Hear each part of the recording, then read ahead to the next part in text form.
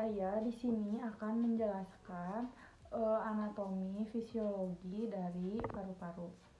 Paru-paru adalah salah satu organ penting dalam tubuh manusia yang berperan dalam sistem pernapasan. Paru-paru berada pada rongga dada bagian atas dan berdekatan dengan jantung. Keduanya sama-sama dilindungi oleh tulang rusuk bagian samping. Paru-paru dibatasi oleh otot dan rusuk. Sedangkan bagian bawahnya dibatasi oleh diafragma dengan otot yang kuat. Terdapat dua kantong paru-paru, yakni bagian kiri dan kanan. Paru-paru kiri dan kanan memiliki berat dan ukuran yang berbeda. Pada dasarnya, paru-paru kanan dan kiri punya ciri khas yang berbeda. Paru-paru kiri orang dewasa memiliki berat sekitar 325 sampai 550 gram. Sementara itu, paru-paru kanan punya bobot sekitar 375 sampai 600 gram. Lalu yang selanjutnya akan dijelaskan anatomi dari paru-paru. Yang pertama yaitu pleura. Pleura adalah membran atau selaput tipis berlapis ganda yang melapisi paru-paru. Lalu yang kedua yaitu ada bronkus. Bronkus adalah cabang batang tenggorokan yang terletak setelah tenggorokan atau trakea sebelum paru-paru. Bronkus merupakan saluran udara yang memastikan udara masuk dengan baik dari trakea ke alveolus. Lalu yang ketiga ada bronkiolus. Setiap bronkiolus utama membelah atau bercabang menjadi bronkiolus yang lebih kecil atau memiliki kelenjar kecil dan tulang rawan di dindingnya. Lalu yang keempat ada alveoli. Bagian dari anatomi paru yang satu ini merupakan kelompok terkecil yang disebut kantung alveolus di ujung bronkiolus. Setiap alveoli adalah rongga yang berbentuk cekung yang dikelilingi oleh banyak kapiler yang kecil. Oke, selanjutnya ada patofisiologi dari fibromialgia. Patofisiologi fibromialgia ini dipengaruhi oleh kesinyalan nyeri yang abnormal, predisposisi genetik, neuroendokrin yang abnormal, dan sistem otonomativitas, pemicu lingkungan, dan gangguan tidur. Patogenesis fibromialgia ini sebaiknya tidak baik dipahami dan diagnosis tetap klinis praktik. Sensitivitas dan ketekunan nyeri yang ditingkatkan rasa sakit yang meluas pada orang dengan fibromialgia mungkin disebabkan oleh perubahan dalam pemrosesan pusat sensorik input dan defisiensi inhibisi nyeri endogen. Bukti neuropati serat kecil pada pasien yang didiagnosis dengan FMS menunjukkan adanya hubungan antara keduanya.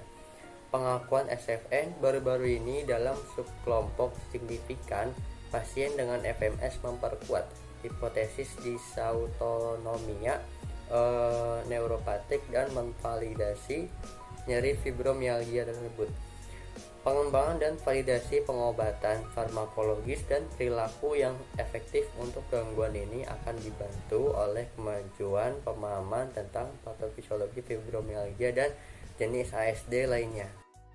Baik, selanjutnya saya akan menjelaskan mengenai faktor pencetus dan juga resiko dari penyakit fibromialgia.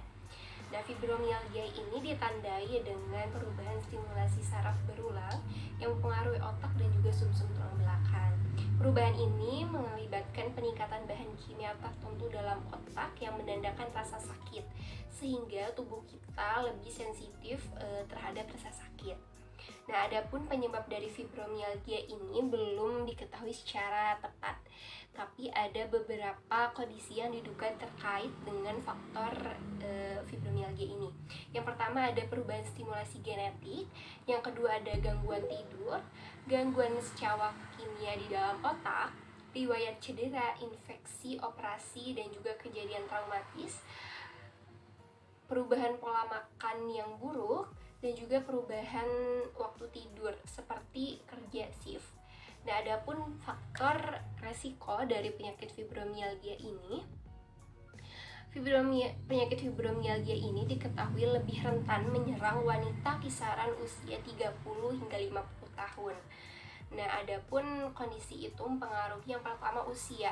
Resiko penyakit ini lebih tinggi atau menjadi lebih tinggi seiring dengan bertambahnya usia dan juga berjalannya waktu. Yang kedua, mempunyai riwayat penyakit atau mempunyai penyakit lupus atau rheumatoid arthritis. Nah, resiko penyakit lebih tinggi jika kita memiliki dua penyakit ini.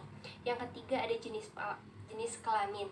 Wanita 2 kali lebih beresiko terkena penyakit ini daripada laki-laki. Selanjutnya ada peristiwa traumatik.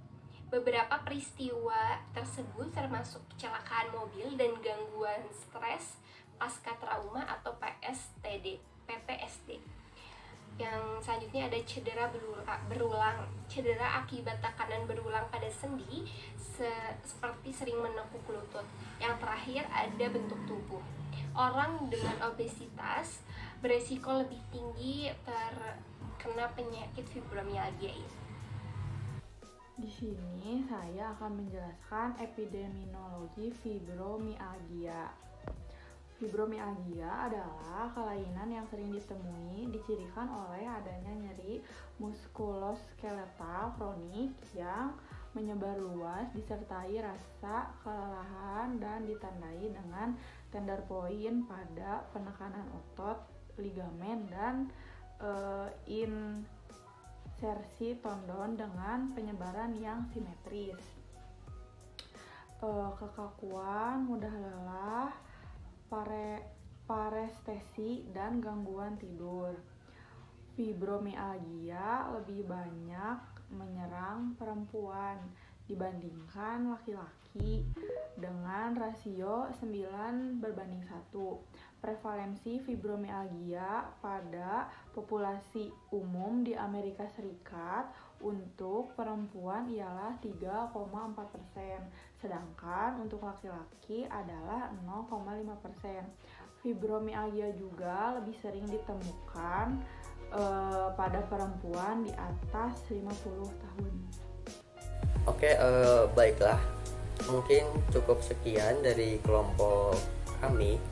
Kurang lebihnya mohon maaf. Wabillahi taufiq wal hidayah. Wassalamualaikum warahmatullahi wabarakatuh.